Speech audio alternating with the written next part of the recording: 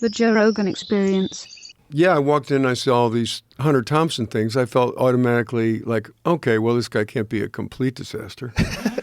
And then I walked down the hall, and there's Hunter wearing a hat that I gave him. Oh, that hat with the gun?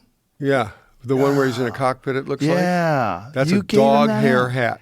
Oh, That's wow. dog hair. It's made out of dog hair? Yeah. And Whoa. he got such a kick out of it because when it rains on you or snows on you like it would in Woody Creek, you come in the house and you smell like a wet dog.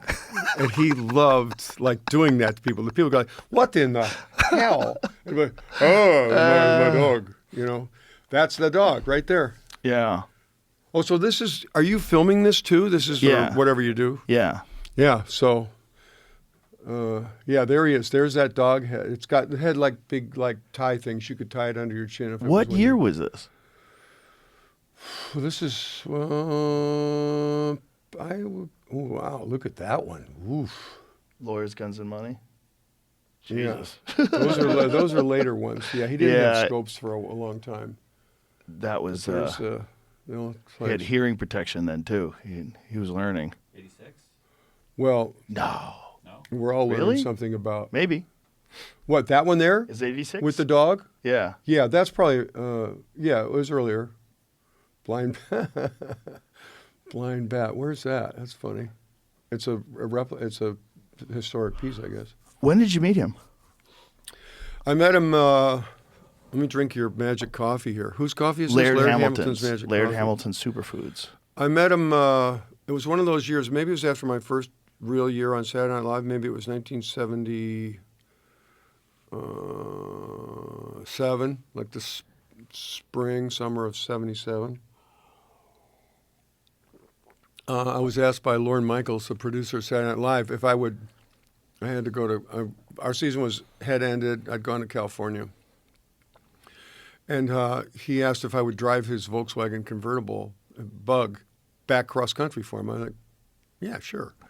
Well, a week or two later, it was like, where's my car? I'm like, you didn't give me a time limit, So I visited people on the way. So I made some stops. I visited my friend John Thompson in Reno, biggest little city in the world, and we were, threw our cups out the roof and stuff like that. Had a really nice time there. And then I wanted to go to Aspen. I'd never been to Aspen before. And so I went to Aspen and stayed at the Jerome Hotel.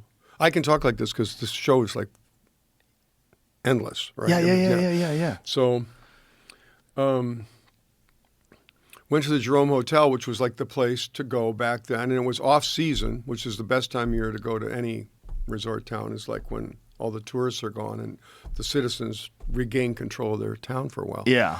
So the Jerome Hotel, which would have been full of like knucklehead skiers from anywhere, was only full of like the people that worked the town and lived in the town.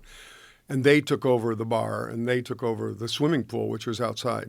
So I was there and it was just, I remember being there and they were like beautiful girls and this really funny guy. And I didn't know who he was.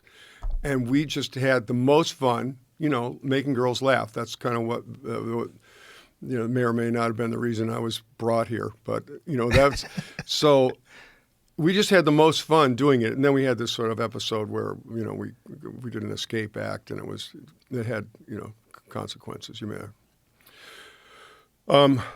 started talking about an escape act, underwater escape act, and I felt like I could do it. And he, you really think you could escape underwater? Oh, no. And I said, yeah, I think I could do it. I think I could do it because so we agreed to, I agreed to be a subject. And you have to know, I did not know who this guy was. I just thought he was like a funny guy, So, and we were like showing off for girls and stuff and being stupid. And it was fun. We were just having fun. So I was tied with socks to a lawn chair and lowered into the pool. But just before we went, I said, hey, just in case I want to take a breath while I'm untying my sock knots, move me over here to where it's like 6 feet, So if I have to stand up, right, you're not I can take a breath and go back down and continue my untying, So I went in and, I was untying and the guy could tie some knots, even with socks. So after a little bit, I thought earlier, I was like, maybe I'll just take a quick breath and go back down. Well, I stood up. Well, try it, Joe. Lash yourself to a chair and try to stand up. Yeah, it's hard. Well, I'm I'm a little over 6 feet, but if you're tied to a chair, you don't get to fully extend your calves any more than that. So tied to a chair, I'm only like 5. You couldn't get out of the 5'8" or something like that. And it was funny to see like that camera shot of like, there are people up there and I can't reach them or speak to them because I'm still underwater. So that's when I started to work more feverishly on the knots. And I kind of was going, hey, this is, I'm kind of leaning with my head, like push me down to 5 feet instead of 6 feet, so. But he was strong enough, and because I was buoyant in the water, he just picked up the chair out of the water. So I lived through it. But it was a funny way to meet someone. And the next day I found out that this was Hunter S. Thompson. You never asked him his name? No. He never asked me my name. I don't know that he knew who I was either, I think he thought I was just a funny guy, and we were kind of like holding court and being funny. You played him. I did play him. Yeah, we were talking about it before. I loved it. With the Buffalo Room? Yeah, the Buffalo Room. Was that weird to play your friend? It was a lot of responsibility. Yeah. I mean, it was any actor that has to play either a living person, especially a living person, or a famous person, has a real responsibility to that person. You can't just be that person for 90 minutes. You have to realize that person was that person for 60 some odd years or 70 or however many years a person was.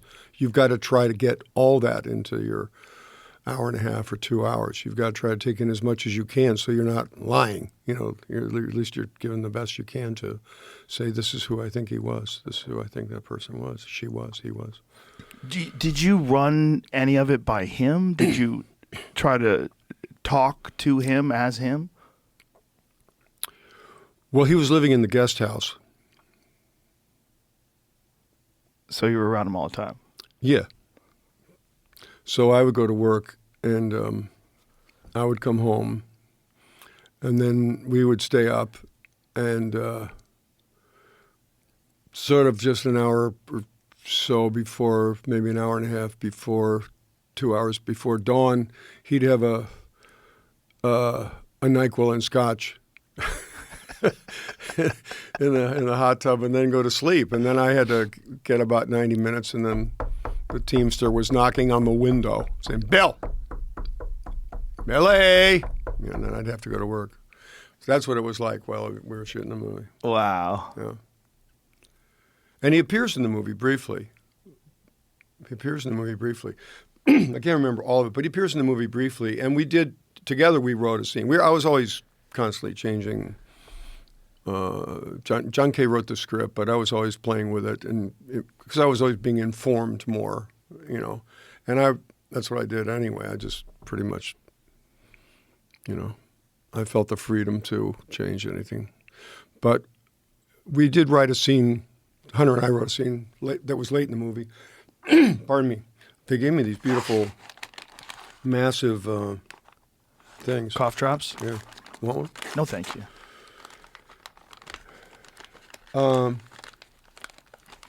Yeah, so he was in on a lot of it, and the editing of it. We can secretly say that too, and the it was a lot of there was a lot. He was really involved. Very nice. So good shot.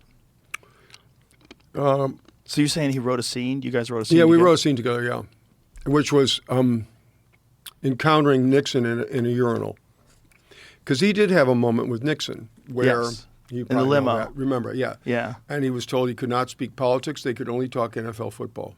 Yeah.